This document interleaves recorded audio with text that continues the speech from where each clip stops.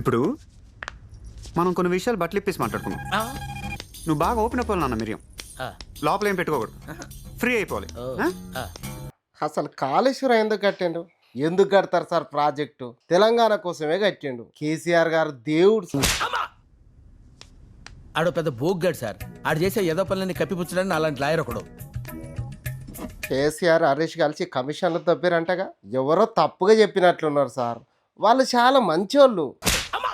వాడు మంచోడేంటి సార్, పెద్ద గలీజ్ గాడు. కమిషన్ ఇస్తే ఏమైనా చేస్తాడు. హరీష్ ఏమైనా తక్కువ అనుకున్నారా సార్? కాళేశ్వరం కోసం తీసుకున్న భూముల్లో ఫామ్ హౌస్ కట్టుకున్నాడు.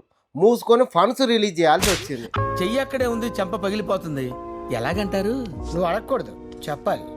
నాకేముంటాయి సార్, ఏవో చిన్న చిన్న కోరికలు. బండి సంజయ్కి తెలియకుండా పార్టీ అధ్యక్ష పదవి తెచ్చుకుందామని. నీ హాబీలు కోరికలు తొక్కతోలు నాకెందుకురా? కమిషన్ పైసలు ఎక్కడ పెట్టిండ్రా? నాకు తెలియదు సార్. ఇదిగో నేను మళ్ళీ చేయెత్తేస్తాను. మీరు ఏది ఎత్తినా నేను చెప్పే ఆన్సర్ అదే సార్.